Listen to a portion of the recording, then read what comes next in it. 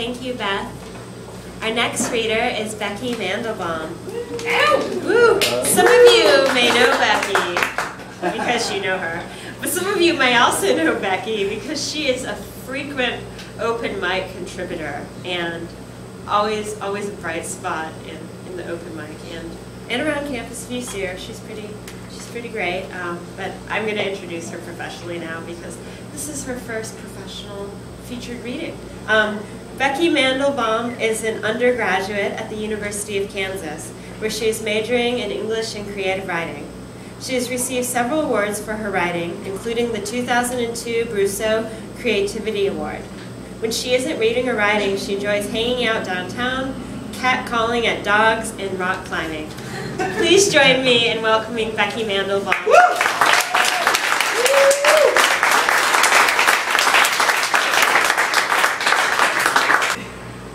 Friends. Can you hear me? Okay, I actually have a whale poem, so I'm going to read that first. I got the idea for this last week when I was listening to a Radio Lab podcast. I don't know if any of you have listened to Radio Lab, but it's awesome. And this particular one was talking about whale falls, and someone for the first time followed an actual whale fall, which is when a whale dies and falls to the bottom of the ocean. And the whole time I was listening to the podcast, I was like, this is the most poetic thing I've ever heard. So I wrote a poem about it. It's called Whale Fall. I want to die like a whale dies, float lily light to the surface, white belly wave farewell to sky, sun, moon, stars, stomach open dinner table for birds, orange beaks, eager forks dipping into me. I will be generous. A large whale fall can support a community for 50 to 75 years. The lifespan of a large whale is between 50 and 70 years. The sky will reach down, place palm to my pocked belly and push. I will sink to the bottom of the sea, become a planet. The living things will swarm, creep close, their plated teeth, their gums, their fins working in the dark. Everything is blind, but everything knows hunger and the take procedure of its ending. I will tell them with my body, with my fat, my heart, my skin, my silence. For you, famine is a long-awaiting thing. My sunken ship's skeleton will skip the coffin, forego the fallen tree to alter at once into ribcage pitched into roof. Starfish sucking marrow, sponges cling cluster growing where I used to take my dead things in. Life will fight for me. Hagfish spewing clouds of mucus in frustration, the shark's quick teeth, the tiptoe crabs all hungry at once. A battle in bubbles, for wanting is a dark and dangerous thing. But I will be quiet, take no side but the seas, take no prisoners but myself and the memory of days gorging galaxies of krill. I will be the battlefield, the buffet, the wishbone and the presenting hand. The denouement will be the worms, their bodies a garden of ghost grass, pearl ribbons untied from cherry-picked gift. Under currents they will bend to question marks, dare to disrupt the ocean's final answer. The end will be sulfur latched from my bones, the bacteria cleaning whole, encasing my core and furry white cloak. Think polar bear, think clouds stuck in charcoal sky. I will rest, I will die again as a star dies once to itself and twice to the distant eye of something watching. Wow.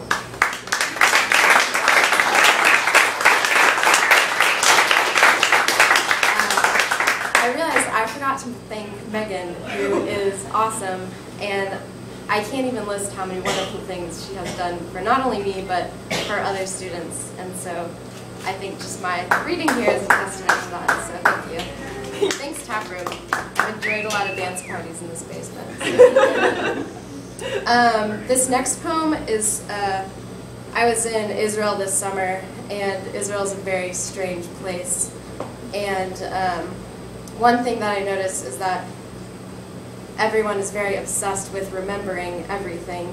Obviously the Holocaust is one big thing, but just basically everything seems like a memorial to something else. So I wrote a poem about that. And it's called Introductions in Tel Aviv. The thing you thought you would remember, her eyes, the feeling of a city like a fingerprint against your pulse points. But how quickly a moment is lost, a memory slipped into some envelope of the brain marked by a rectangle of black. How many days have we lived that were forgotten, and what then is the point? In other words, who is paying the sun for rising, and is it our turn to offer a raise? Think of bridges, of the God-sized silence between spoken words. Think of Tel Aviv, where everything is a memorial, even, no, especially the people. I force myself to memorize a pair of eyes in a book, the tired, wrinkled picture of a child made of bones, gruel in his belly, a future of smoke and ash, the interruption of a baby wailing in Hayarkun Park, shouting, "Ima, Ima," her hands around his waist, lifting, a favor he will not remember.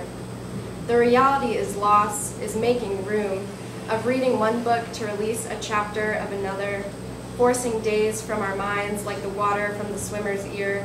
And yet, when the stranger on the bench beside me rises, his painting of the silver river complete, I am sad, filled with the illusion of a dear friend departing. I have two more poems.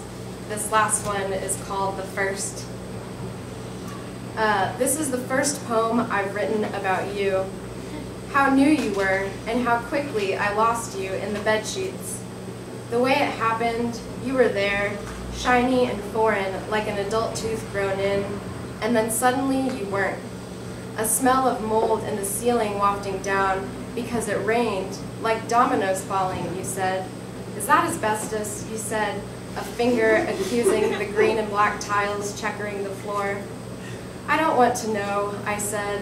I've lived here too long and plan to stay. I can't figure out where you went. The space between the bed and wall is filled with toenails, love notes, used tissues, socks. Could you find yourself, dear? The room is getting yellow and I fear it's morning. I fear I have to wake now and you are gone, likely someplace softer and white. I'm panicked, my heart a dying fly, on its back, wings flat, legs pedaling, because in a glue trap dream I wished you away.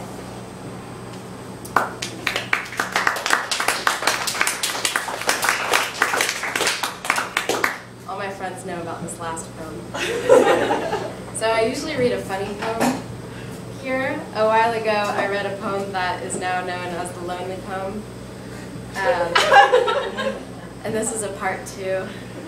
So my friends Lindsay and Ashton here in the front recently returned from a trip to Colorado, and I came home to find the gift that they bought me on my bed, which was a girl boyfriend. And this is him, and his name is Derek. And so I wrote a poem about Derek.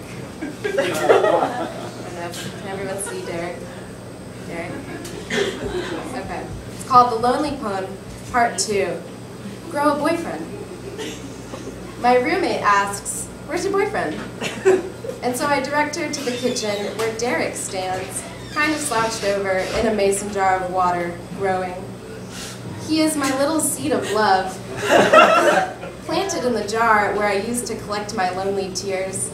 He's busy expanding to 6 times his original size in just 72 hours. Or so the label promised. It gets kind of gross later, just want you. Okay. But one of his arms didn't fit into the jar, and so sticks out of the top in a frozen plea for help. The growth of this arm has stunted, but I think I can live with that. Maybe it will make me look like a good person. Like someone who doesn't care about what my boyfriend looks like, how big his arm is, or what kind of plastic he's molded from. I have big dreams for us. When he's done, I'll put him in my bed so I can roll toward him in the middle of the night, as girlfriends are wont to do, and whisper, "Why don't you love me anymore?" I'll argue that I saw him talking to that slutty troll from my miniature collection, the one with the hipster orange hair and the vagina-shaped jewel on her belly. Letting tears roll down my cheeks, I'll point out that he wasn't even wearing any clothes. But I never wear any clothes, he will whisper back, tucking a loose curl of hair behind my ear with his good hand. And although he'll be right, since he was gifted to me in the nude form, his ambiguously chemical skin the color of a booger, his genitals sanded down like a Ken doll's hermaphroditic anthill of a scrotum, I'll still tell him, maybe it'd be better if you slept on the couch tonight. And so he'll go, because he loves me, and I'll be left in bed thinking, what happened to us? Derek's come a long way to be with me, a fact that I will take for granted. It must have been a hard journey for him. First to the joke store in Boulder, then to the car where my friends inserted him into their luggage, and finally to my bed where I birthed him from his plastic womb and dropped him into his water glass incubator. I know there will be problems. No one says having a boyfriend is all hand-holding downtown and making out at the replay, cooking dinner together and buying each other useless shit like sangrias and hair clips. That's just the things they show you on TV and out in the world and in books and plays and even historical accounts of events. They don't want you to know the truth about the nights spent baby powdering your grow-a-date, trying to reduce the mermaid texture of his skin, or how when you drop your boyfriend on the floor, he comes back covered in hair and dust and the crescent moon of a discarded fingernail. So fuck 'em, I always say, and not literally, but in the way where you systematically repel anyone who makes an advance by telling them that you make make dolls out of human hair. And so here's Derek, beautiful, although kind of slimy, but I'm finding his flaws before he's even done growing. The way his little balled-up fists will never open. How will we hold hands? How he's too tiny to dance with at the replay, even tinier than the tiny hipsters with their tiny hats and tiny shoes. He's too young to buy me a sangria, and too Aryan-looking with his muscles and his confidence and his eerily flat face to not be looked at funny during Rosh Hashanah dinner. But my loneliness demands that I let him keep growing, just to see. My mama did say that you can't hurry love, you just have to wait. That love don't come easy, and sometimes your grow-a boyfriend will shrink back to his original size within 24 hours. The end.